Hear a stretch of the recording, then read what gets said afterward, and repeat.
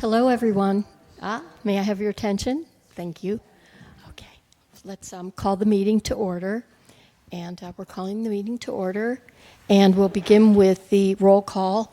And as I call out your name, just say here, Nicholas Acevedo is absent. Virginia Elmore?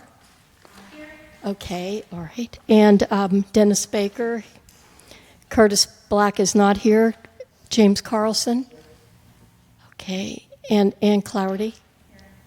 Susan DeSantis? Not here, maybe she's late. Chuck Ebner?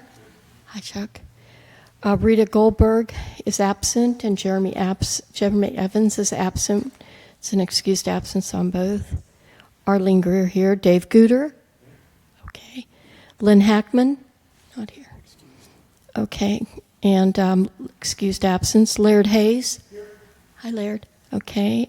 Ruth Kobayashi? Great. Scott Laidlaw, absent. Katie Love? Okay. Anthony Maniscalchi? Absent. Thomas Meng? Thank you. Jim Mosher? Amber Snyder? Thank you. Debbie Stevens? Hi, Debbie. Christy Walker? And Paul Watkins. I call out because you tape the meeting, right? And sometimes hearing people's voices confirms it. Okay, perfect. So we have a quorum. And moving on to the public comments on non-agenda items. Do we have any? None? Okay, bring it back to the days. Current business. We have the meeting minutes of July 2nd. You all have that in front of you. The draft minutes.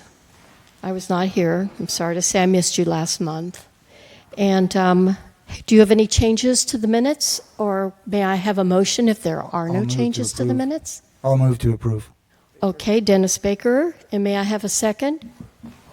Okay, James Carlson, second. All in favor? I will abstain because I was not here. Right, and Ruth abstained. So Greer and Kobayashi and Ebner abstained because they weren't here.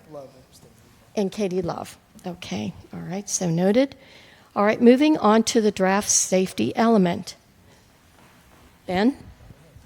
Well, I'll go ahead and kick us off, and we'll say that the safety subcommittee, as indicated in the narrative on your agenda packet, had a very productive meeting on June 25th. And that was to primarily review the draft element. We got some really great feedback, had some great discussions about why maybe public safety and the police are not so much included in the safety element, more so we have fire and natural hazards. I do have Elizabeth Dixon, from DUDEC, has a presentation prepared. And then afterwards, I'd like to kick it over to subcommittee chair Amber Snyder, who's designated at that meeting to be the chair. Maybe voluntold is the right way to put it. But I would like to allow Subcommittee Chair Snyder to make some comments at the end of Elizabeth's presentation as well. So if it's okay, Madam Co-Chair, I'd like to go ahead and have Elizabeth make her presentation. Okay. Maybe I wasn't paying attention. I think we missed the public comments and non-agenda items. Or did we? Did I just not hear it? I'm sorry. All right, perfect. Hi, everyone. Elizabeth Dixon. Before you start, Elizabeth, if you don't mind, we'll just delay for a minute. We only have one on the agenda tonight, so one and two items. So do you have anything? Oh, okay. No, okay. All right, thank you. Okay, picking up and back to Elizabeth. Of course. We all space out from time to time, so.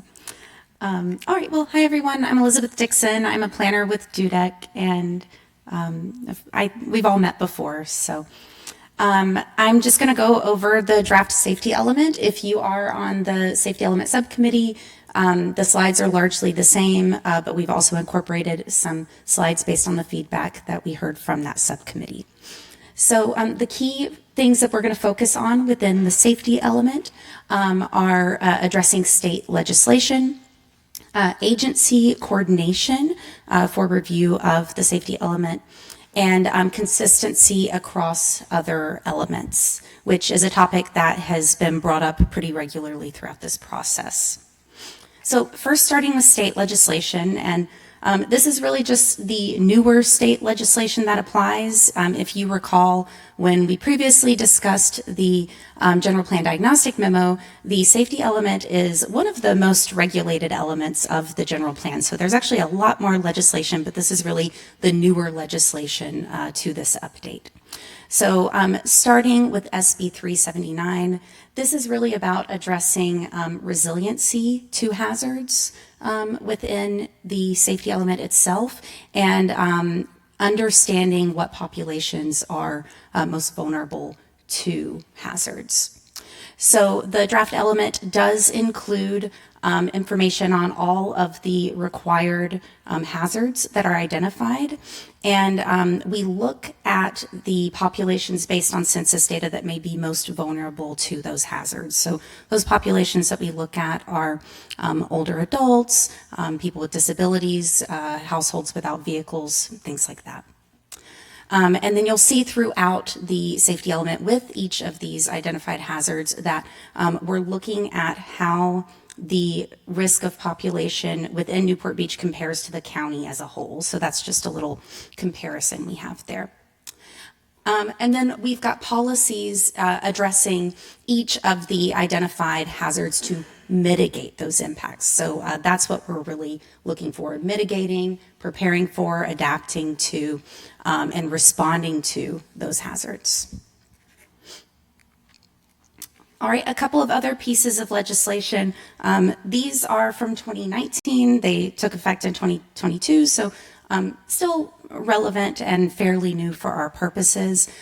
These require an evacuation capacity analysis, which that analysis has been conducted. It's just understanding where there is what's called like a choke point for evacuation, so one route in and out from a residential area. And I do want to note that the safety element, as you all know, the general plan as a whole is a high-level document. When we're thinking in terms about evacuation, we want to understand this at the general plan level, but the city does have evacuation plans in place. The city does also have a local hazard mitigation plan that is supposed to be updated every 5 years. Which is not the case right now, but we do have a policy in there for that as well. But if you're feeling concerned about these things, I just want you to know that there are more detailed documents that are updated more frequently that do address these things. And so beyond that, we have a reference to the evacuation route analysis, and where we have a list of potential evacuation centers. So that's places like libraries can be a good spot. Libraries often act as like a cooling center during high heat hazard days for people who maybe don't have access to air conditioning. So things like that. All right, agency coordination. So the safety element is one of two elements of the general plan that is required to be reviewed by other agencies. So we've already started our coordination with CAL FIRE to get in their queue so that they can review the safety element. And this also goes to the Board of Forestry and Fire Protection Resource Protection Committee. That is a virtual meeting, so we won't be driving to Sacramento for that one.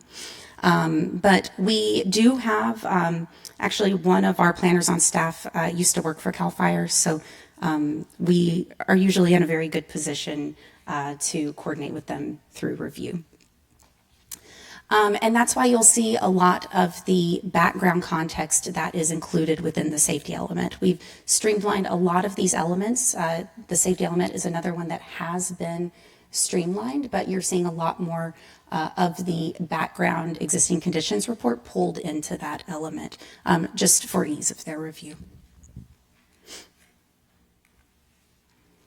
All right, and then consistency across elements. So you'll notice that there are a lot of topics that are being touched on in various elements. In some of those elements, you may see a more detailed review and analysis. So, for example, when we're thinking in terms of erosion and sand replenishment, we think about that in terms of the safety element as it relates to coastal hazards and safety, but we think of that also in terms of recreational uses and tourism and things like that when we look to the natural resources element.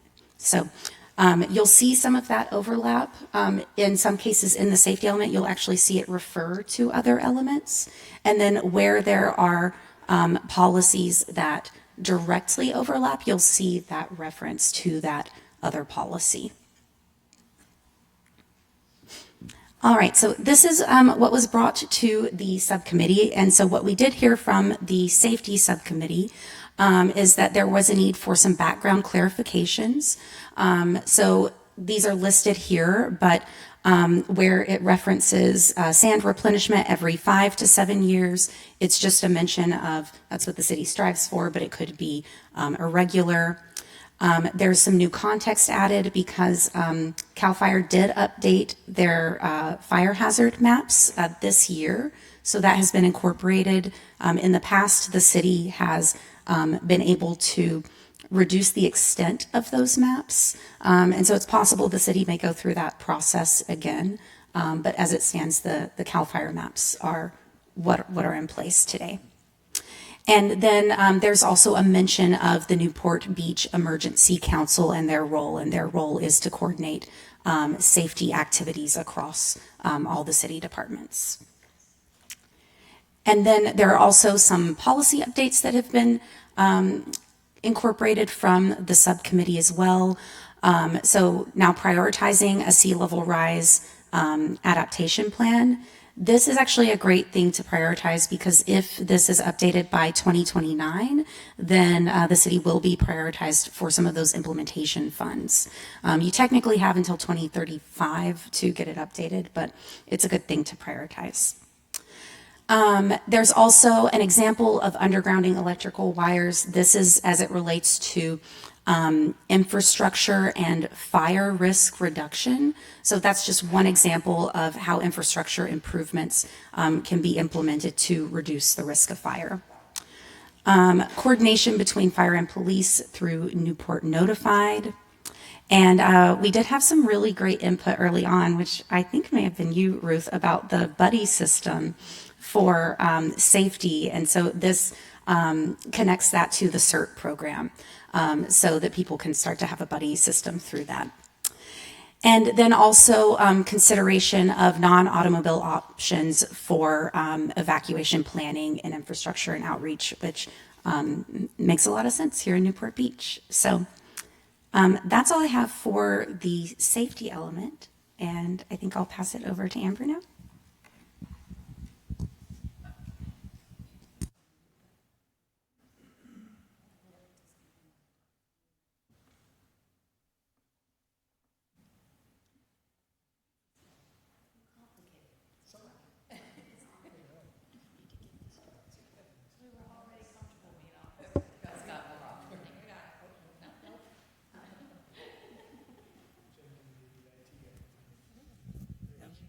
Okay, thank you.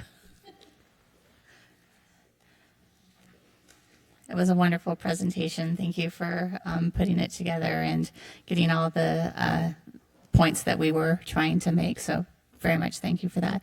And thank you, Nancy, for being the past chair and setting all this up for us also too. So thank you.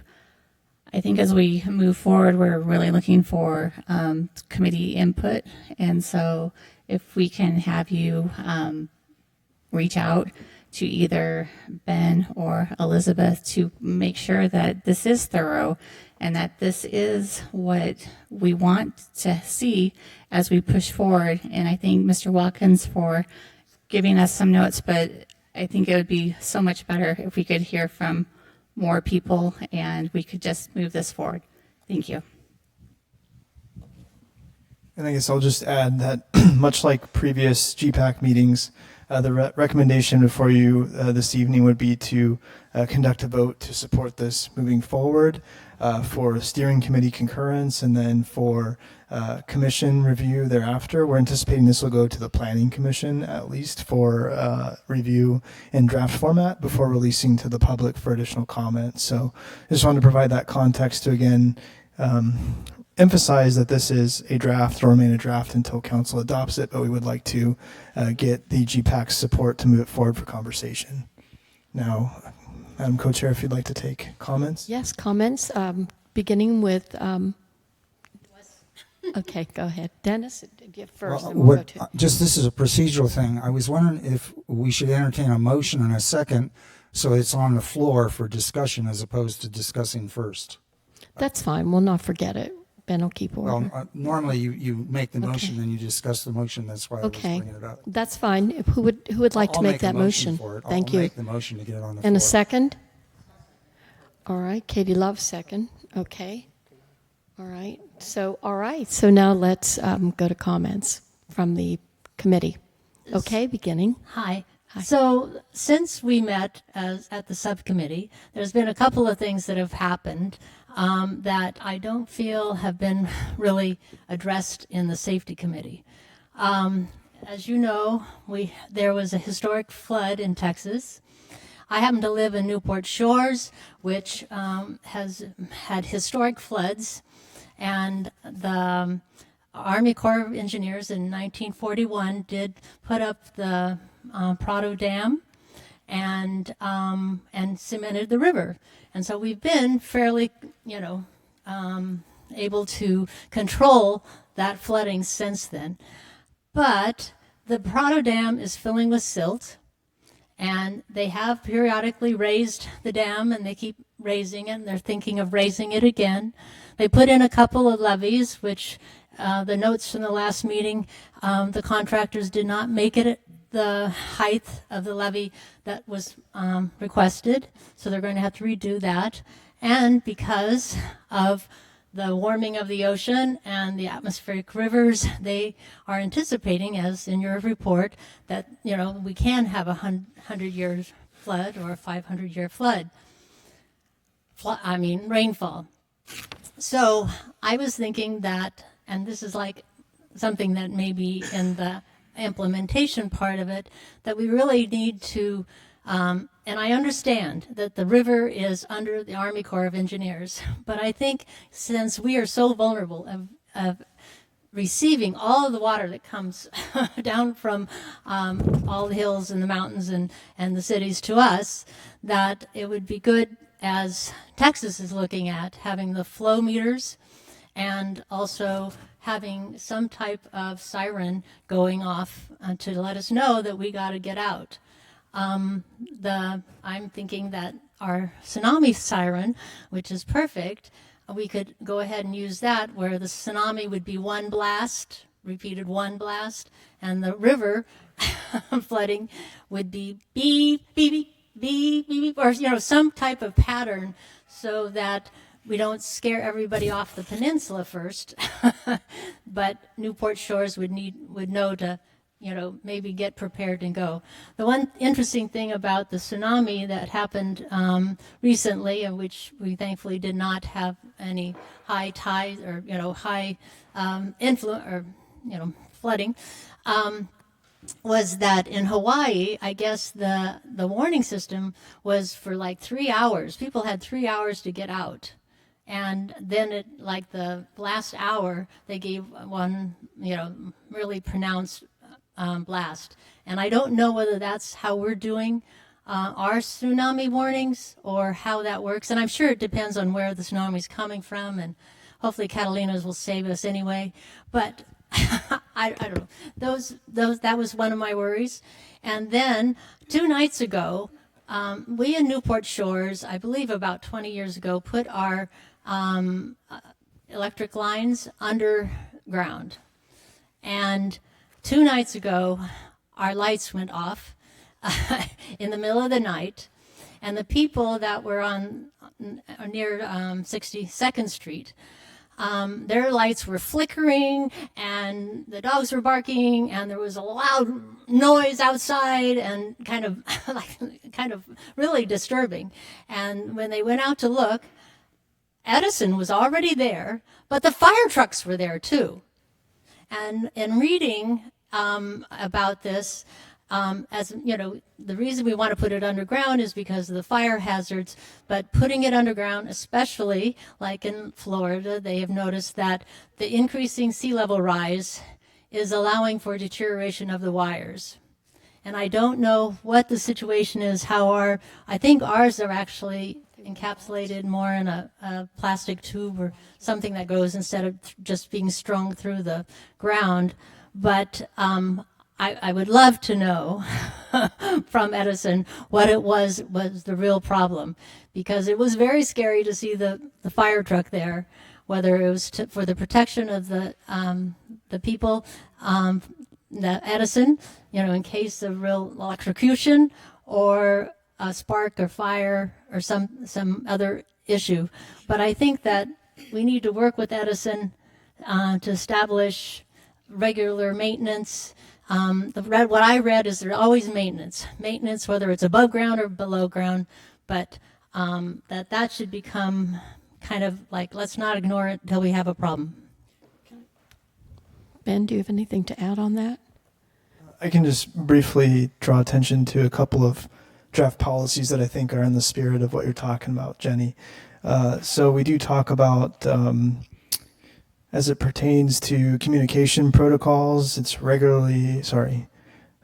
document experiences with early warning systems after emergency events where they have been used to assess opportunities for improvements. So I think that sort of talks about what you're talking about, where we're looking at Texas, Hawaii, what happened there with early warning systems and how can that affect what we do here.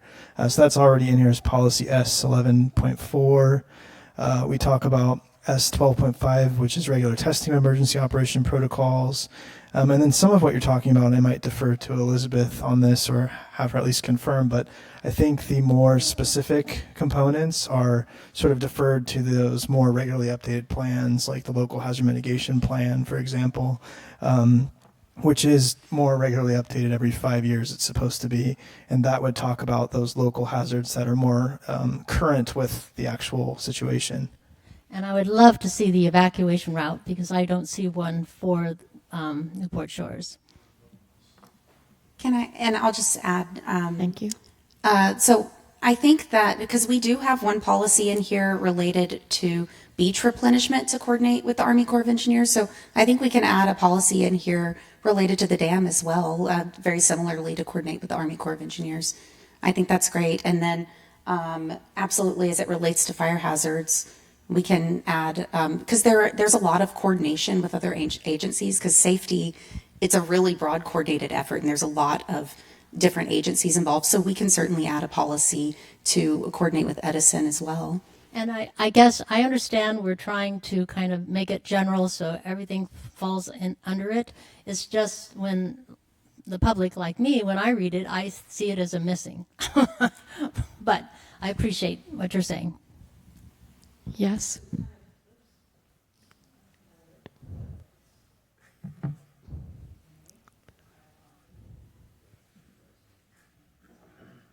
Hello.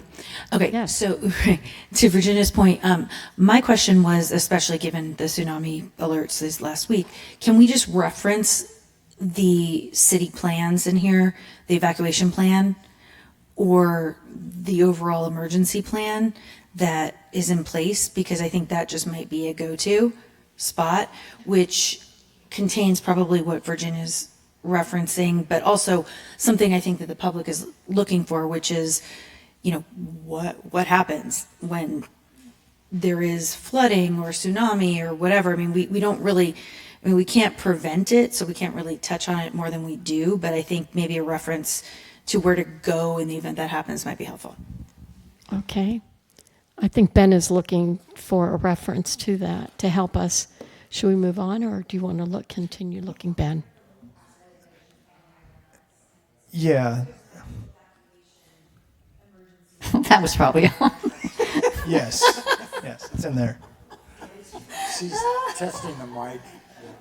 Oh, I was just going to say, on the evacuation, a group called Good Neighbor Newport sent a letter to the city council saying it would be a great idea to have more information, very specific information, and do it in community meetings, not just send out a mailer on evacuation, because each neighborhood has its different issues. And we got a nice response from a couple of council members, so hopefully we will see something of that. Right. And by the way, I would be curious to know what the response was from residents to the latest tsunami warnings, because I would imagine there are a lot of people that reached out. I don't know to who, probably the city, 911, a variety of things, to like just ascertain how do we get that information out to people? Because I mean, I'm one of those people that would be affected by a tsunami, but all you're getting, and I'm getting it from, Newport Notified and all this other, stuff that I've signed up for. But what is the plan that every Newport Beach citizen should be looking at, and how do we point them to that? All right. Ben, any comment on that? No, I would just again reference that we have the local hazard mitigation plan referenced in the general plan document, and that there would be, in an event of emergency, I don't think people would be going to the general plan, so I know that that's not super helpful. But there are policies that are included in here, just like I said with the emergency early notification system, and I think there's policy to suggest that in the event of the tsunami warning that came about recently, what could have been done better. And that's kind of what that policy is suggesting, is how do we get the word out better and educate various neighborhoods about their own individual situations. So I would say that is covered in the draft element, but it's not to the granular level that we would want. Yeah, it's in there. Yeah. Okay. Other comments? Anne? Oh, Chris? Anne? Who was first? Okay. I just have a quick question. All When right. it refers to a policy and then in parentheses, IMP and numbers, where would I find that if I had a specific question? So that refers to an implementation program which has not yet been finalized. So that would be like how that policy is going to be accomplished. So we don't have that at this time. Got it. But in the future, I would go to that implementation. Absolutely, Or yeah. if it does the current general plan have these policies with implementation if it's already there? Yes, it could. It could be the case. That is that was loud. I'm sorry. That is referencing where it has the number. It is referencing the current implementation, same number as the adopted implementation plan, but we are working on revisions to that to update it. We are keeping the numbers consistent, and we may be adding new implementation in there, but we have to keep the numbers consistent because there are two elements that we're not updating, so we need to maintain that. So if you're seeing a number in there, that is referencing a specific number in the adopted. Yeah, exactly. But we are also working on updates to that. Yeah. Who's next? Christy? Christy? Insofar as the tsunami and evacuation plans, I've always been on the peninsula, and I'm at the worst point, which is at B Street. But we all were told a long time ago, correct me if I'm wrong, that all lanes, first of all, we weren't on a warning, we were on a watch. And that's a different level of alerting the public. And so if we were on a warning, I was under the impression that all lanes leading off the peninsula were going to be open to one-way traffic, so that our evacuation route is up to Newport Boulevard. Do you know if that's still in play? It sounds logical, so I'd say I know, yes. it does, right? Kind I of makes you're sense. trying to go 4 this lanes. way, but Yeah, traffic going off. So maybe looking at the police coming down, or whomever, or city workers, and getting the flow of traffic from whichever section you live in. I also understood that CDM is meant to go Coast Highway and then up MacArthur, so they're up, on higher ground that way. As far as Hawaii goes, if you want to do it right, look what they do and do the opposite. Because we were on warning, and it took over 2 hours to get up country, up the hill, for a 20-minute drive, because Cam Highway is a one lane either way on the North Shore, and it was a disaster. In town, it was a disaster. People were in gridlock. They were getting out of their cars, I hate to say it in reference, but like the Pacific Palisades fire, and walking to check into hotels to get a room that's higher up than the 4th floor. Very, very poorly managed. And that state is poorly managed.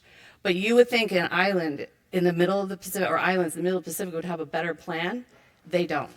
So I think it's the traffic flow of how you implement traffic flow for people to evacuate is almost the number one thing.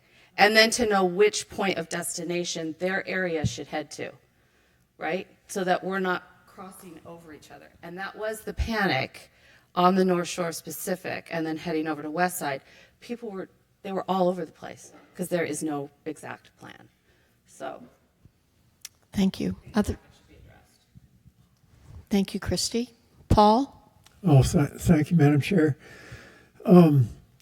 First of all, Nancy Gardner mentioned a group called Good Neighbor Newport, which is one of the most prestigious, legendary, remarkable groups in the history of Newport Beach. So, and Nancy's the chair of it. That's why I said that. Yeah, I threw out a few comments. I don't feel strongly about them. There were some items that I thought could be slightly improved grammatically, and then there were, I think at one time we talked about trying to step away a little bit from the terms of art that might be a hot button issue. So I had suggested that we maybe take a look at that. I understand that climate science is important. I've also had a chance to read the Department of Energy's July 23 report that seems to withdraw a little bit from climate science. But again, I don't feel strongly about it. I think Amber and her subcommittee have done a really good job on this, so I'd certainly be in favor of the motion. Dennis Baker? So regarding Paul's, he and I pushed back and forth a little bit on this, but I agree with him, that there needs to be changes. What I would suggest, though, is if someone says, okay, we don't want to use the word climate change here, all right, well, okay, but you got to come up with a reasonable replacement or implication. So we can dance around a lot of this stuff. And I think one of the terms which I think has been totally removed, which I don't object to, is like global warming. That's not such a good term. But my concern is that if we just water everything down, then it's all watered down. So if we're going to look for alternatives, there needs to be alternatives to consider on some of these wording. And I think we've discussed this a couple times, and we've talked about having some references and so on to do it. So I'm not pushing back essentially, but I'm saying that, if someone wants something changed, come up with a replacement that makes sense. Ruth? Thank you, Dennis. Ruth?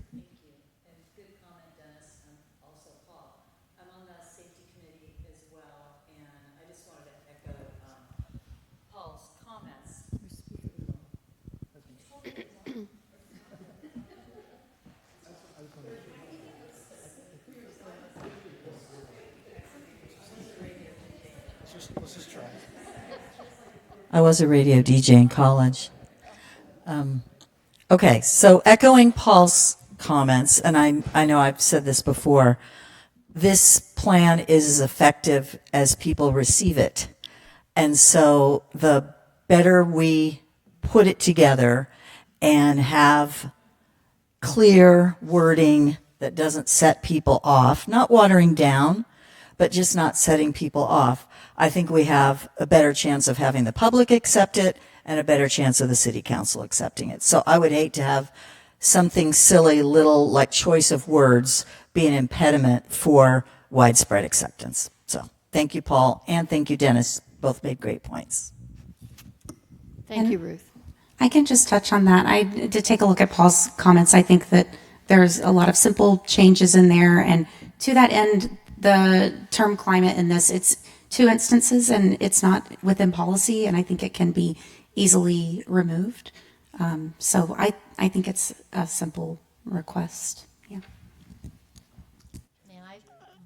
Kate? Oh, Jenny? I guess when you first did your presentation, there was reference to what is what the California laws have requested that we put in for a I guess, sea level rise plan or whatever. A lot of that terminology is coming from them, isn't it? Some of what you're referencing? Yes, in some instances, but it's not required terminology. I mean, so when we say sea level rise, I don't know that that has been a phrase that has been one that we've discussed. So that one is directly coming from state law. There are requirements for a sea level rise adaptation plan. When it comes to the word climate, I'll just say that that's the word that has been called out. It's two instances. It's not anything that's necessary for the context. I think we can all agree that the hazards exist regardless of why the hazards exist. So I think it's not within policy. It's not a required term that we use. So I think it's simple enough to use, and I think the intent is still the same at the end of the day. So the words of warming of ocean waters and atmospheric river, those are still acceptable. Absolutely. Yeah. Thank you. James? Oh, Chuck next, and then James. Okay. I have a question on your presentation. You referred to consistency with other elements. Why didn't you mention land use? It seems to me that's a critical element for the implementation of this stuff. So when it comes to these specific topics that we're addressing within the hazards, these are not topics specifically addressed within the land use element. So yes, there is required consistency across the entire general plan. But where we have very specific policies that are overlapping or topics that are overlapping, that's where you see specifically with natural resources and safety. But yes, they're all required to be consistent. Thank you. Mr. Mosher? Or Katie? Katie was first. And then Jim. So I just wanted to back up no? This is not. Okay. So I just want to back up what Ruth is saying. I think that we've had this discussion a lot. I think it's important to recognize that we don't get anywhere if we use language that prevents people from getting the message, paying attention to it, or approving it. And I do think that, to Dennis's point, you do need alternatives, but I think Paul provided a couple of those that actually sound, climate conditions. That could mean darn near anything, but at the same time, in context, it's describing what the issue is. Heat waves or other extreme heat events, pretty clear on what it is. So I just would support what we've said before, that we need to be cautious that we're not using language that will turn people off or prevent them from listening to what we have to say. Okay. Mr. Mosher? Thank you. First of all, I had a general comment.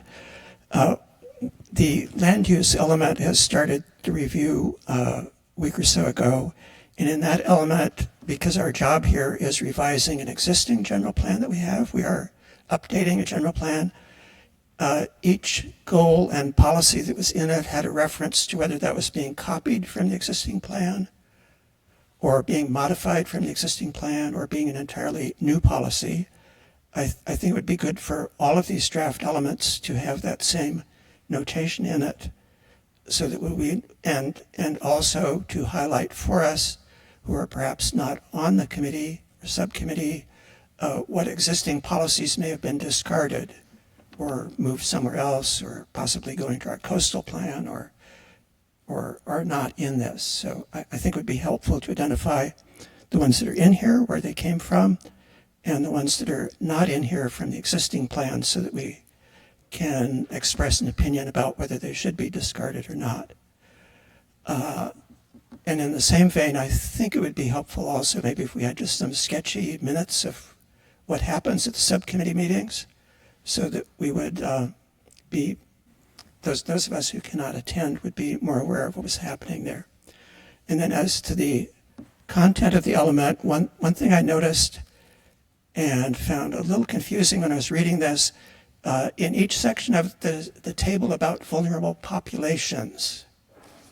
And I originally assumed that was like the first table, population vulnerable to coastal hazards, that somebody had gone through our maps and figured out what portion of our population was subject to those coastal hazards. And I was reading this, 23% of the people that are affected are older adults, 3.6% have a disability. I later noticed every table has the same percentages in it. So it's actually just telling us the demographics of Newport Beach compared to Orange County. And if we're trying to streamline the thing, I think we could just have one table at the front that gave the demographics of Newport Beach compared to Orange County. It would be nice to have a table actually said how many were vulnerable to that particular hazard. But if we're just trying to do what this is, it could all be one table at the beginning. And more importantly, it's telling us how our population is currently. And since we're trying to make a plan for 2050, I think it should be telling us what we expect the population to be in the horizon year as well as currently. So if it's all consolidated into one table, it could show what we have currently, what we expect to have in the future, and then each section would just have to say people affected by this are disabled, older, and so forth. And I think that would streamline the thing somewhat. And then the only other substantive comment I think I had on that, on page 157, there's a table of potential evacuation centers, shelters, and cooling centers. And I noticed it seems to avoid anything on the peninsula, so it doesn't mention like the Balboa Library or the elementary school there or Marina Park. And I assume it was written with some particular idea that people would be evacuating the peninsula or something, but those are sites that would be suitable for other kinds of emergencies. So I'm not sure why they're not in here. And I think that's all the comments I have. Thank you. Thank you, Mr. Mosher. Susan DeSantis. Thank you, Madam Chair. I would like to follow up on the earlier conversation and in particular make a suggestion on some alternative language dealing with climate change and global warming. We have talked about the concept of resilience, and there has been support for that.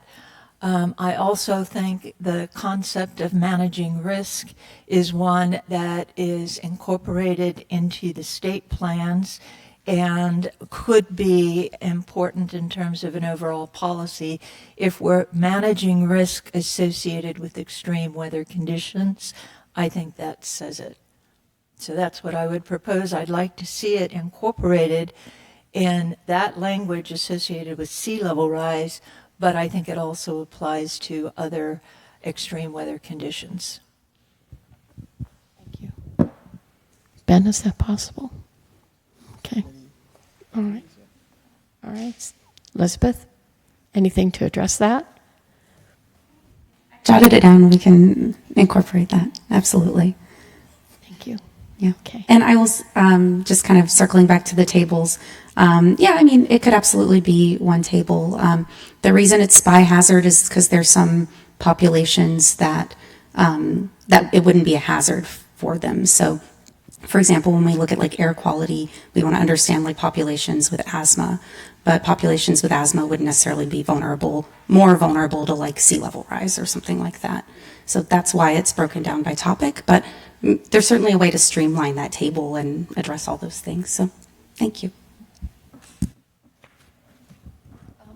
I have a comment on page 57 on the potential evacuation centers, shelters, and cooling. I live in Newport Coast. I don't notice much in Newport Coast except Lincoln at the bottom of the hill, and the next would be the Oasis Senior Center. It's a real trek coming down that hill, and not everyone's going to always have a car. That seems to be left out, and there are places up there like the Newport Coast Community Center and the Newport Coast Elementary School that I feel should be added somehow into the report. I didn't see it. It's on 38. Page 38? Yeah, but I kept looking for it. Yeah, but I don't see the Newport Coast. Where do you see it? No, that's, you're thinking. No, she's just saying it, but it's not. Right, it's not, right. And Not the same one, but it's not Newport Coast. Ben and I can work together to review that list and build on it.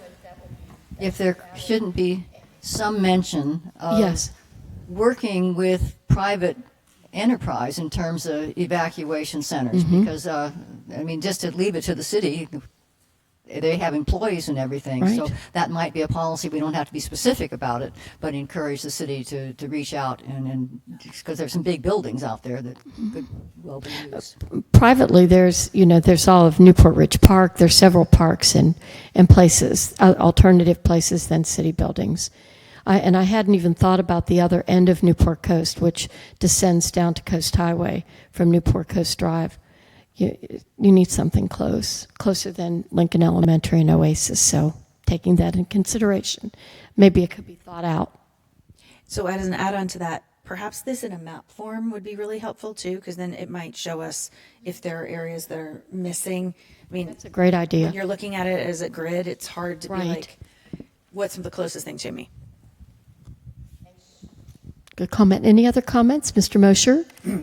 Yeah, at our last meeting, we reviewed 2 elements, and those elements went later with some revisions based on what we talked about to the steering committee, and then later last night they were reviewed by the Parks, Beach, and Recreation Commission.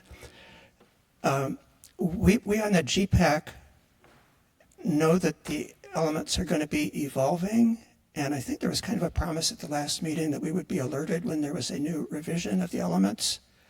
So I assume the safety element is going to have some revisions. Maybe some of Paul's comments will be incorporated, maybe not. The consultant is going to do something with that. How are we going to be alerted when there is a new revision that is being circulated so that we're not looking at an outdated copy of it? May I respond to that, Ben? Madam Chair? Yeah. Thank you. All right. So I will take ownership of the fact that I took a short vacation last week and I had to rush to get the PB&R agenda created. And as Nancy put it, what's the general plan update going to do when you're on vacation? So I take full ownership of not sharing notification to the entire subcommittee that the Recreation Natural Resources element was going. I did let Mr. Baker know as the chair, and he was in attendance last evening, as you were as well.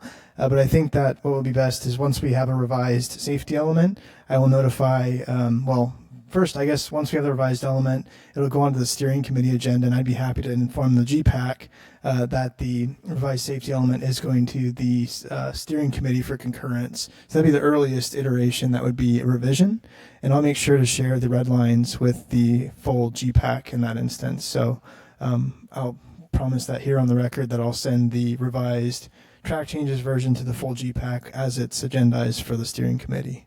Yeah, that would be good. In particular, the version that went to the PB&R committee looked like a final draft, so nobody could quite tell how it evolved.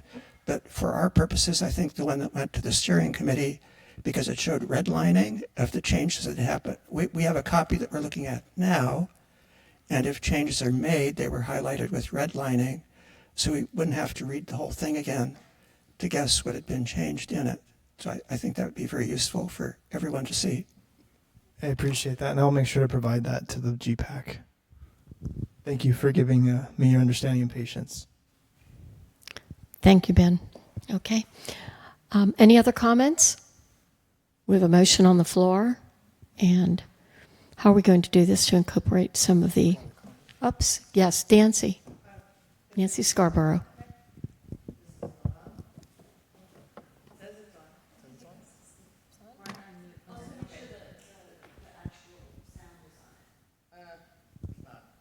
Okay, there we go.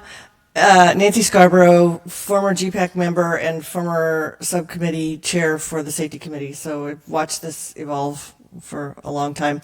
I have several comments. I'll try and keep them very brief. But one would be, when this is finalized and it gets published on the city website, will there be links to these documents, to the maps, to the studies, to, so somebody could go through this and link directly when you're referring to something, go to those places elsewhere on the city website.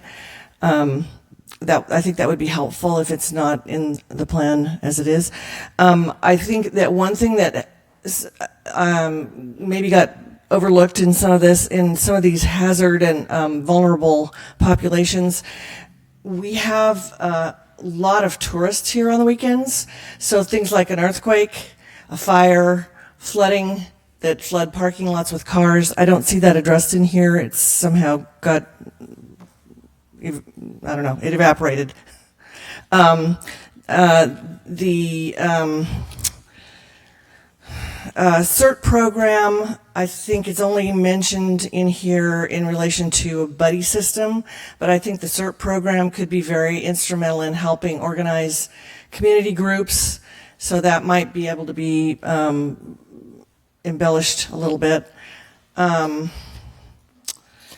The last comment that I'll provide, I'll give you some in writing, because there's some things in here, sentences that just don't make sense to me, that are kind of grammatical things. But on page 39, when you're talking about mutual aid in an emergency, one of the things that was brought home pretty clearly in a lot of our early presentations from the fire department and from Katie Ng and some of the other people who give us background information, is when a larger scale disaster happens, we're on our own. So when we refer in here to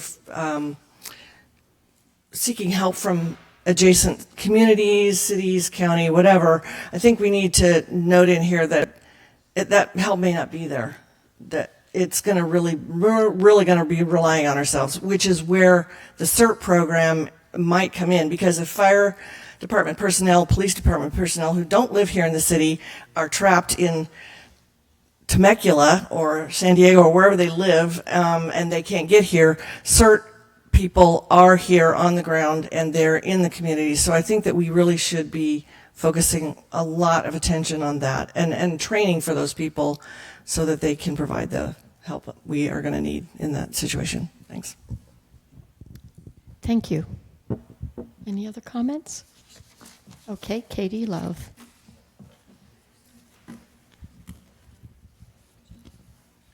So I would second the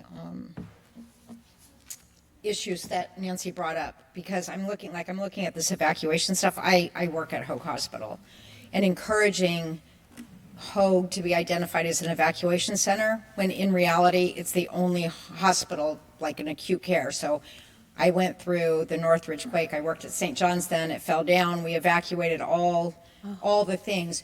You don't want hordes of people just trying to find some place to go where they feel safer to surge into the clinical care areas.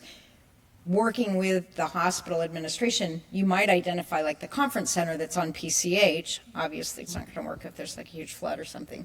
But I mean, things like that probably should be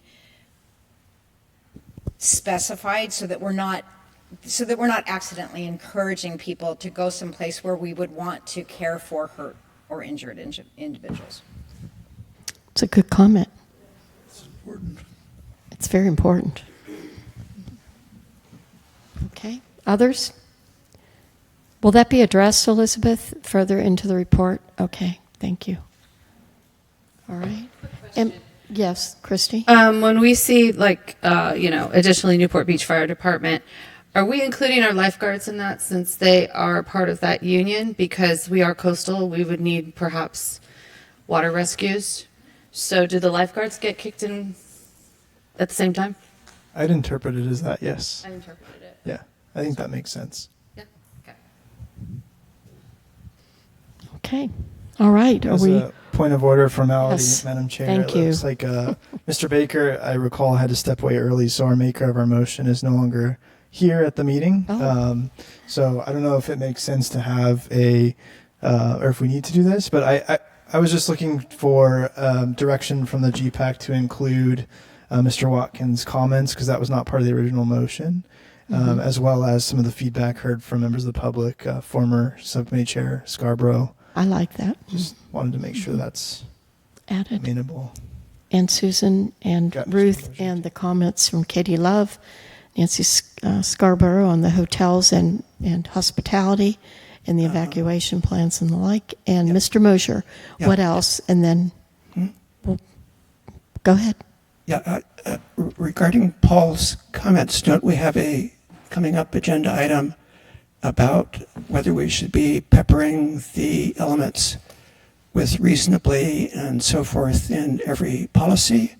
And since many of the comments are about that, How do you want to address that? And does DUDEC have some discretion as to what they're going to do with those comments? Because it would take us some time to go through each of those individually and whether they're appropriate or not.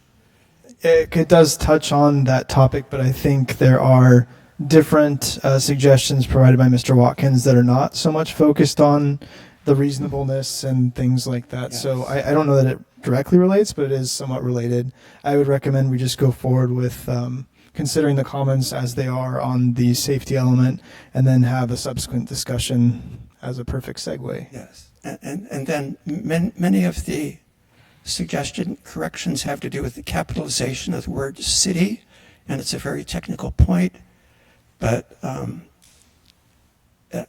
we can talk. again, it's a matter of choice. Some people think the word city with a capital C is shorthand for a city of Newport Beach, meaning the government of the city, and city with a small c means Newport Beach as a geographical location. So if it's shorthand for city of Newport Beach, you capitalize it. If the sentence would just say Newport Beach, you just refer to it as the city, small c. And I am in favor of the latter. I don't know if the committee wants all of the cities to be capitalized or what. Okay. Let's hear from. So I will just say that the city has their own style guide as it relates specifically to this. So it's big C for city, the government, and little c for the geographic area. So that's the cities from the communications. I don't know if it's a department or what. Okay. All right. Mr. Gooder? Not to go back, but going back, the potential centers, shelters, and cooling is a reason. I thought in the past we had churches, places of worship also included in there, and those are not in here. Is there a reason why that was excluded?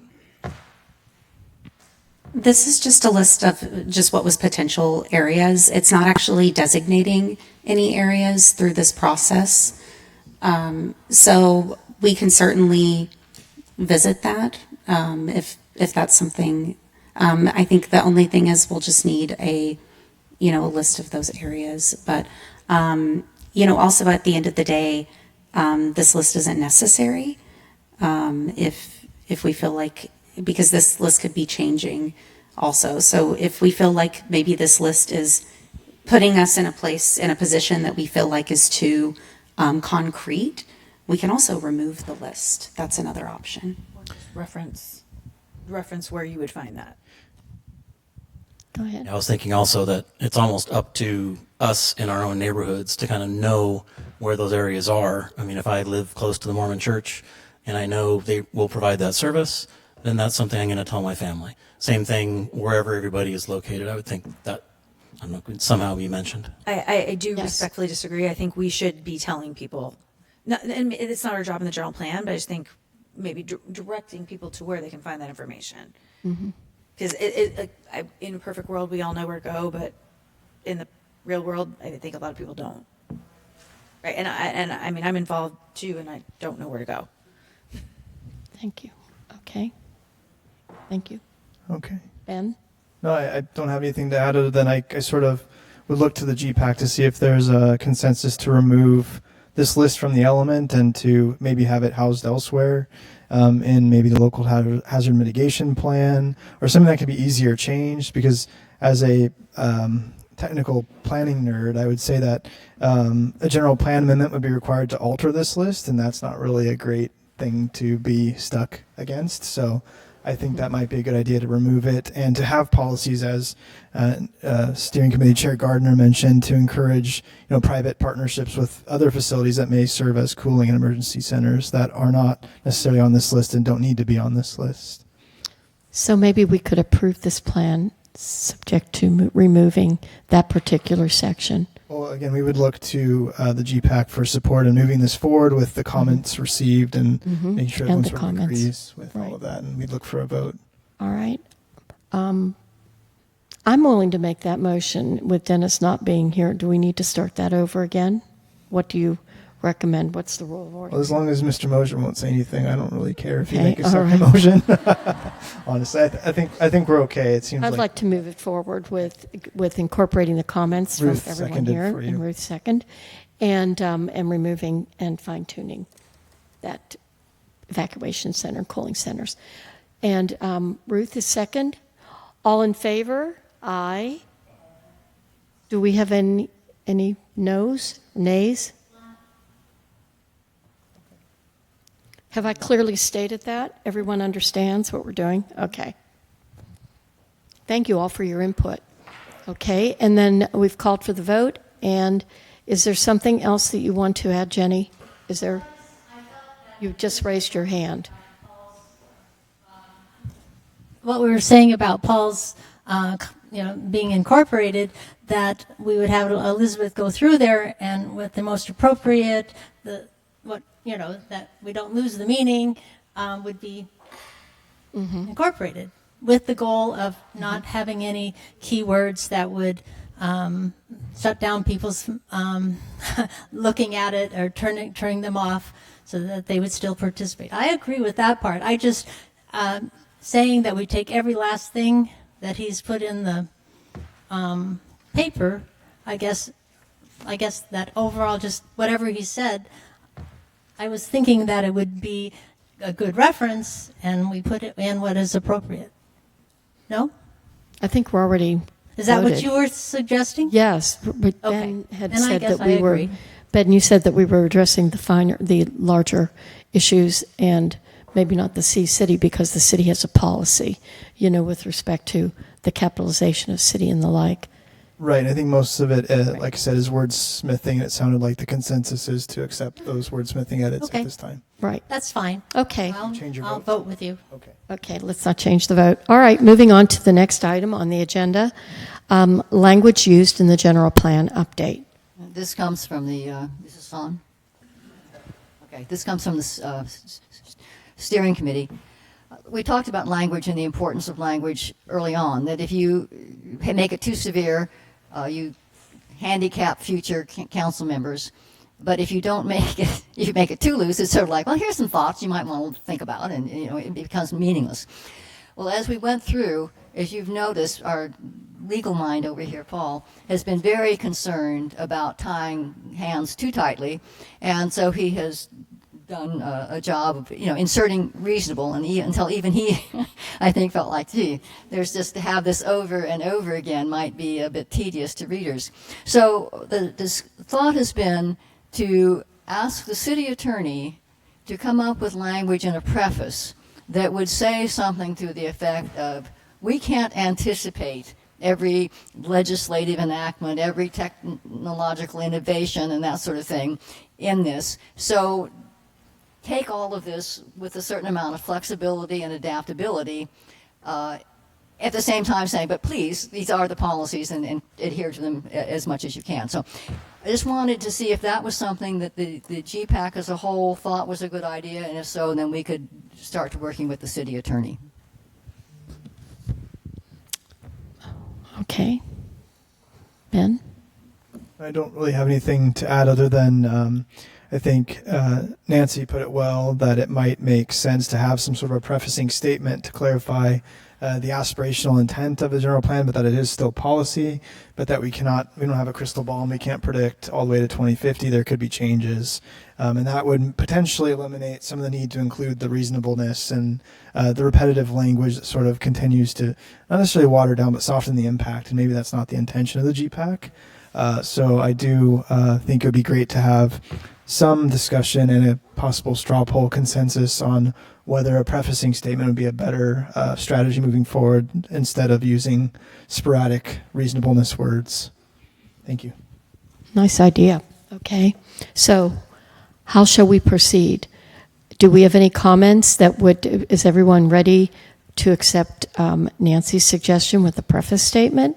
Or do you have something to say about that and want a straw poll vote? So how many of you would like, okay.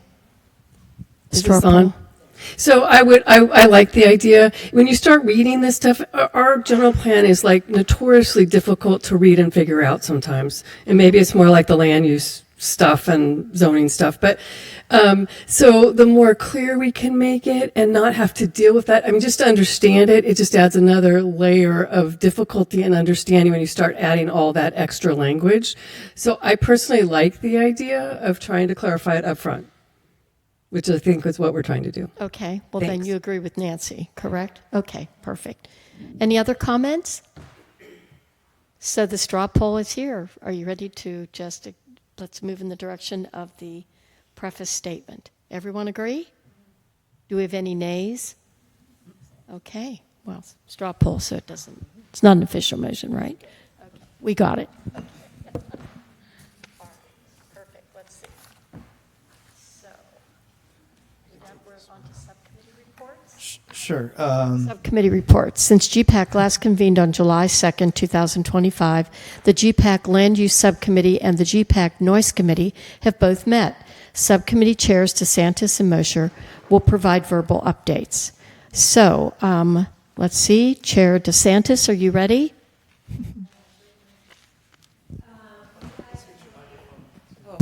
Sorry. Okay. We had the first meeting of the Land Use Subcommittee in late July. We were provided about a week in advance the draft of the land use element and had an opportunity to have Elizabeth and Janet from DUDEC there, along with Ben and Jaime, to walk us through the policies. We had a very excellent turnout, I think, of the committee. It was a hybrid meeting. We had about 7 or 8 members of the committee there. We did not get through all of the policies and focused in particular on those policies that were new or being updated. And as we were going through the policies, there were a fairly robust discussion among the committee members, and we did decide that there were about 12 of those policies that we wanted to revisit when we got together in our second meeting. And so we will do that. Several of those included, for example, amendments to the development capacity limits and what that meant more definitively than what is in the policy. In other words, to define some of the terms more specifically. We wanted to look again at updates to the regulatory plans and being clear on what that would entail.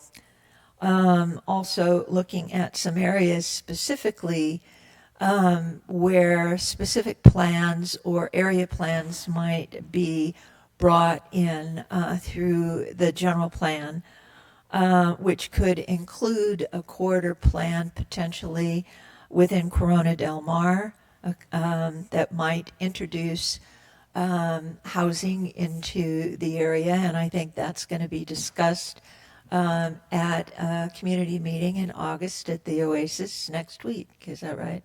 Yeah, Ben? that's right. And then also other more specific planning areas. So we have scheduled the meeting, the second meeting, which will take place on August 11th at 4 o'clock. And we will continue to go through the rest of the element as well as revisit these items that we just referenced had been discussed earlier, where there were additional questions that we were looking for more definition or more discussion on. So with that, I think that covers it. Is that? There is a recording of that meeting for anyone who is interested. Ben did record it, and that recording is available, I believe, both to the subcommittee as well as to other members of the GPAC. Thank you. Thank you. Thank you, Susan. And Mr. Mosher, would you like to give your report? Subcommittee report? I have a report, and I had one additional comment about the land use subcommittee meeting. One issue that came up there that I think might need more general discussion among the GPAC as a whole was the limits on our ability to do what we were told to do at the beginning of this process, which is to think boldly about how we wanted the city to evolve over the time frame of the general plan revision that we're producing. And we were cautioned at the land use element subcommittee meeting that the DUDEC contract does not involve a EIR, and so things we do need to be consistent with that, and we're very limited in what kind of changes we can propose. And I think it's important for us to understand how constrained we are by that. I don't know if I'm being clear about the comment, but if we were to propose some major land use change that's not in the contract, I kind of understand that, but I'm not sure how limited we are in what we can propose. And so I think that needs some clarification.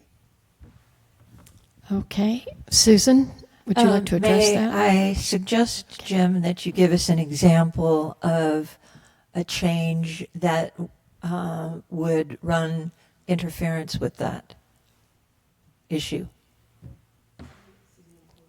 Yeah, I think in the previous general plan update, there were some properties were changed from one land use to another. Some of the definitions of what the acceptable land uses are in the different categories were changed. In fact, I think the names of the categories were changed from what they had been in the previous general plan. I think I suggested the idea that our definition of what we mean by industrial zones and what industrial uses might be could evolve, because we were being told industries are becoming more high-tech. They're not as impactful as they used to be, and so perhaps the definition should be broadened. Perhaps areas where they'll be allowed changed, and that seemed to be outside the scope of the EIR we have, because I believe the EIR deals only with adding new housing and no other changes to our general plan. So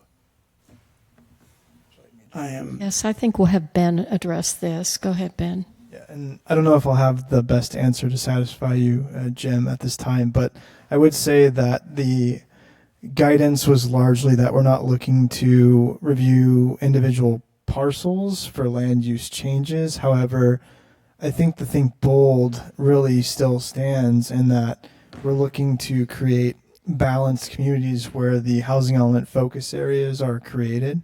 And some of that is being done through, as Chair DeSantis mentioned, specific plans or corridor plans that sort of I don't want to say punt, but they do largely punt that as a future study and a future plan that will have its own environmental analysis. So through the general plan update itself, we're not looking to implement mixed use in Corona Del Mar or, change Hoke Hospital to residential. That's not something that we're looking to the committee for. I think you can make it as a recommendation, but I don't know that it's something that has been considered by staff. I mean, the general plan land use component largely seems to have worked well. And I think that there is a directive to consider how areas could and should change in the future, but maybe not to the fact of, changing designation through this effort, because that is where the CEQA analysis would run afoul. We'd have to evaluate that change for the sake of that single parcel even. Well, that answers that, doesn't it? Thank you. Okay. Any questions? Susan? Okay. Just one question, which perhaps Debbie Stevens might be able to elaborate on a little, and that had to do with the new state laws that streamlined CEQA and how that would affect, if anything, that we're doing on the general plan. I'm going to punt this to Elizabeth, because something tells me she knows that a lot better than I. But there's a lot of CEQA exemptions for residential, purely residential, specifically a lot of affordable housing. So anything in that category, you're not doing CEQA if you meet certain requirements. And I know there's a ton of them. And Elizabeth, I think maybe you know those better than I do. So with the new legislation related to this, that's for development projects specifically, so that wouldn't apply to changes in the general plan. So you're referencing the new legislation? Yeah, so that's for development projects. It's not for a general plan. That's a different kind of project in this context. So those exemptions wouldn't apply in this context. In other words, the city's, Chair DeSantis, the city's legislative change in of itself is not exempt from CEQA review under that new legislation. It's purely a development project that complies with the general plan and zoning that could be streamlined. So the GPAC considering a change for residential on a property is not covered by that legislation, I think is what Elizabeth is trying to convey. Okay. Any other comments? Okay. Yes, we are waiting. Yes. Thank you.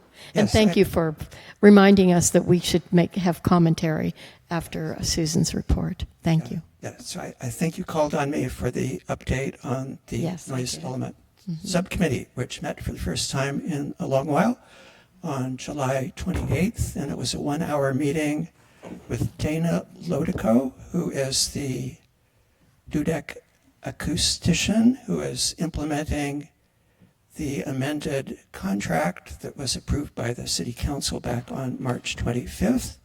And the purpose of the meeting was so that she could update us. And she, by the way, I think operates out of their Denver, Colorado office, so we see her only remotely.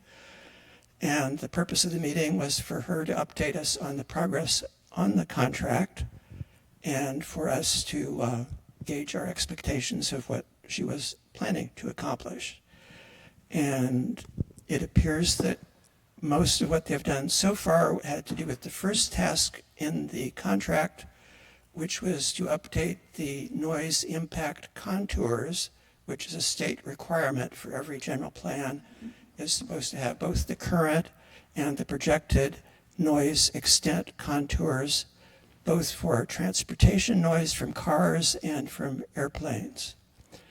And actually, the contours had been updated in the housing element implementation EIR, but what she is doing to add to that is a Dudek, I believe she said in April, had taken noise samples along the roadways at 20 or so locations, and they will use that to validate whether the calculations are valid or not, and then having completed that and analyzed it, they will be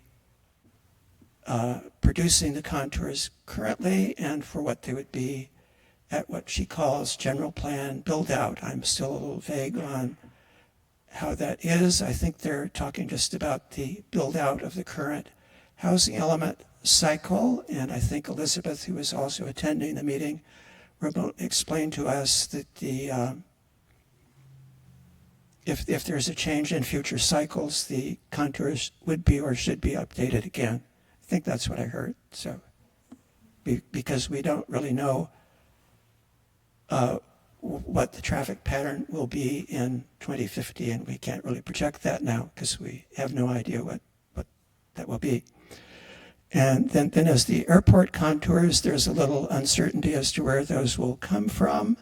And reviewing the minutes from our last meeting here, there were comments from at least a couple of members that we needed to include the impact of drones in this. And I think Dana is expecting to get contours from the airport, but I doubt that they will include that component, so I'm not quite sure how that will work.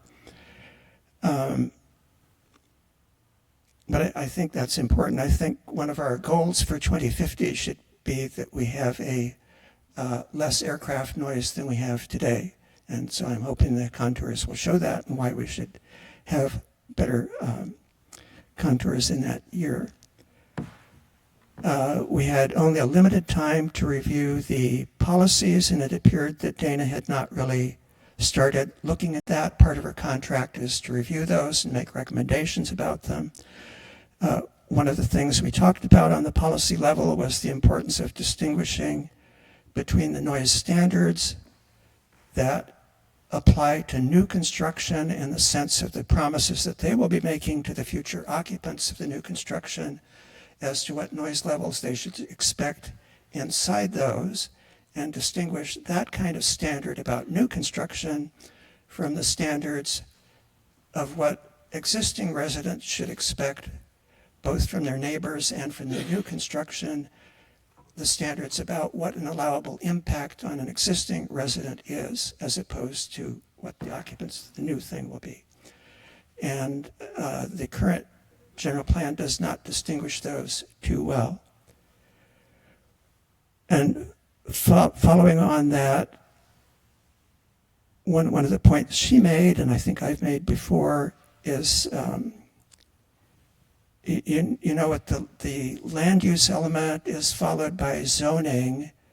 The noise element has hand in glove with it a community noise ordinance, which is not in the general plan, but just like the zoning is implementing the land use element, the noise ordinance is implementing the noise element. And the last general plan recommended that that be reviewed and updated, but it did not happen. And so Dana was again emphasizing the importance of doing that, but it's not in the contract, so I'm not sure how that will happen. But hopefully this general plan update and new noise element will trigger the city to actually review that noise ordinance and make sure that it's enforcing these standards that we want. And also, policy-wise, we discussed vibration impacts, which nearly every other city's noise element addresses, and vibration can come from construction, pile driving, things of that sort. So there was discussion whether we should have standards about that or notify neighboring residents about that.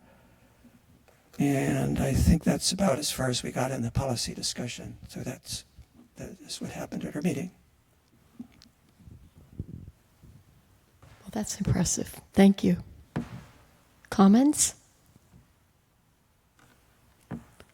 I have a question. Yeah. What are the decibels right now? Is it 50, 55? Is there anything at all? Actually, that's something I'm a little disappointed in. I was hoping that the noise survey would actually establish what the noise levels are in some of the quieter neighbors areas of our city. And so I could tell you in a quiet community today what the noise level is, but the surveys, which mostly were 15 minute samples of noise were taken at the side of roadways, and the purpose of those was to validate that the traffic was producing the predicted amount of noise, which was going to be used to produce the state required contours. So we still don't have that information I was hoping for about how quiet our communities are today, so that somebody in 2050 could look back and say, are they quieter or noisier than they were? And I was also hoping that we would be able to learn the extent within Newport Beach where aircraft noise from the airport is the dominant source of noise, but that was not the purpose of the survey that they conducted. So Thank you. as far as the airport is concerned, they only impact us where it's 65 decibels and above, which is quite close to the airport, but many people in Newport Beach far outside that range feel significantly impacted by airport noise. But we're not learning anything new about that here, Right. unfortunately. Well, we'll look forward to your next report. Thank you. Any other comments about Mr. Mosher's report? Okay. All right. Updates and overview of upcoming deliverables, objectives, and schedule. Elizabeth? Do you want me to take that, Elizabeth? All right. Okay, so everything is up on the slide for you in terms of upcoming meetings. So land use, as Chair DeSantis mentioned, has a meeting scheduled for Monday at 4 o'clock. It is available virtually on Teams or here at City Hall if you'd like to come visit in person. I think, what was it last time? Last time, steering committee chair Gardner brought some limes in for everybody, and I think that was at the land use subcommittee meeting. So I'm not putting pressure on her, but I heard she has a tree that's overproducing. So look forward to that. And then unfortunately, our outreach subcommittee chair left, so I'm going to punt the straw poll I was going to take and send out an email instead. But I'd like to try to convene the outreach subcommittee next week or the week thereafter. So I'll be looking for availability in short order to do just a quick check-in and to kind of talk about next steps with outreach. And then noise, Chair Mosier gave a great report. One thing that we did not talk about was the next meeting. We agreed that we would try to meet mid-September, because at that point, I think, as was touched upon, Dana and Dudek are conducting a baseline sort of foundational analysis to understand the noise component related to the roadways and how that may impact suggestions and recommendations to the different policies. So we'll be prepared in mid-September to have a better discussion on what sort of policy changes may be warranted. As far as commissions go, I think it was touched upon by Mr. Mosier as well that yesterday evening I had the pleasure of going to the Parks, Beaches, and Recreation Commission meeting to daylight the recreation, natural resources, and Harbor Bay and Beaches elements and introduce them to the commission. It was great to have Subcommittee Chair Baker there to talk about the effort of the subcommittee and the GPAC members. And ultimately, the commission discussed forming an ad hoc committee. Bless you. Bless you. Forming an ad hoc committee. Bless you. Forming an ad hoc committee to review the draft elements. But we got clearance to go ahead and start sharing those to the community for additional input concurrently. So we'll have the committee or commissioners' comments kind of flagged as commissioner comments alongside community comments. And that's where we're looking to the outreach subcommittee on how to disseminate and start advertising some of these elements for review. So although it's not on here, I just want to mention PB&R was last night, looking toward Harbor Commission on August 13th, and already got confirmation that Subcommittee Chair Black will be able to attend to talk about the Harbor Bay and Beaches element. I'm working on trying to get on the Library Board of Trustees agenda August 18th for Arts and Culture Historical Resources. If you know somebody, maybe you can help me out, Paul. Water Quality Coastal Tidelands in September, and then City Arts September 11th, and then ultimately Planning Commission potentially as a date to start sharing some of the land use element components. So just wanted to kind of window that as some of the upcoming commission meetings that we're looking to potentially get on related to the general plan update. And then lastly, I might punt to Elizabeth to talk a little bit about the editorial review process and how that's going to work. As you can probably imagine, we want to make sure that these elements are dialed in. So I don't know if you want to talk a little bit about that. Yeah, absolutely. As you know, we have a really iterative process, which I think is wonderful in a lot of ways because it means that you're also engaged and we're incorporating so many revisions. But there reaches a point where it starts to get a little messy. And so we feel like we reached a point once we kind of get through the subcommittees and GPAC and the commissions with each of these elements, we're going to take a pause just for a week for each of these to give our editorial team a moment to really dive into it in detail, make sure there are no typos, make sure that we're consistently referencing things like big city versus little city, some of those other things that just tend to get lost in the shuffle.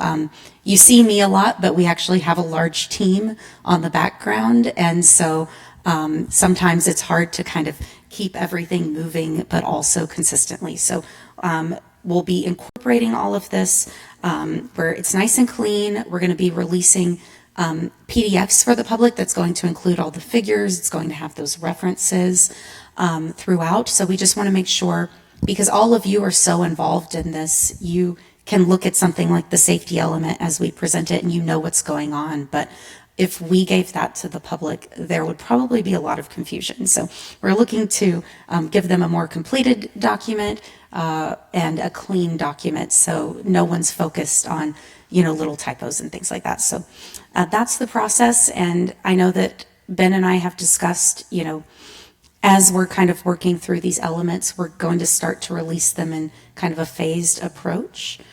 And so we will make sure that before anything is released that we are providing an introduction and the vision statement as kind of the front end of those documents so that people have that context. And again, just to make it very clear, that is only for elements that have made it through the commissions, just to daylight it. And again, they will be cleaned up for editorial purposes. There will be a gigantic draft watermark maintained on all the documents. These are not going to be proposed as final documents. So if there's something that someone realizes, I think that's not the end of the conversation with the subcommittee. In fact, at yesterday's meeting, it was discussed that perhaps the ad hoc committee from PB&R would convene a joint meeting with the subcommittee for the Recreation Natural Resources elements, just to kind of go through and discuss some of their feedback directly in a meeting format. I think that's a really great idea, and I could actually see that being the case for Harbor Bay and beaches and other elements along the way. So the discussion continues, the conversation continues even beyond these drafts being sort of publicized for broader community input. And again, that's kind of the purpose of convening the outreach subcommittees, to make sure we're doing that in a meaningful, impactful way. So aside from that, I think that concludes our report, Madam Chair. With respect to arts and culture and historical resources, will both the Arts Commission and the library be contacted? Yes. So that you have that same, you know, type of collaborative input? Yes, in fact, on the list you see we have Library Board of Trustees. I'm trying to get on the August agenda. 9/11, right. And then City Arts Commission. I unfortunately missed the boat on the August meeting, so yeah. I'll be taking them on the September meeting. Okay, perfect. Thank you. All right. Thank you, Ben. Thank you, Elizabeth, for your report. Okay. Moving on, committee announcements. There are matters which members would like placed on a future agenda for discussion, action, or report. Non-discussion item. Anything? All right. Okay. Then, if no further business. And if I may, but before we adjourn, next meeting is a holiday week. It's Labor Day on Monday, September 1st. So your meeting would fall on September 3rd. My recommendation might be to push a little further into the month, but I kind of wanted to get a quick gut reaction by way of how your face changes if you're going to be around that week. I'd also be happy to send a doodle poll to see if there's a preference in a later meeting date. So if the consensus is to get a doodle poll and sort of get a better consensus that way, I don't know if there's any gut reactions to that. But are you all able to do a doodle poll? Because in lieu of everyone not having their calendars and knowing that they'll be in town. I'll send that out by Friday. I'll send a doodle Okay. pull out, and you can just respond to that, and we'll adjust accordingly. So That sounds great, Ben. appreciate that. Okay, Thank you. All right. Okay, motion to adjourn. Thank you. Thank you all.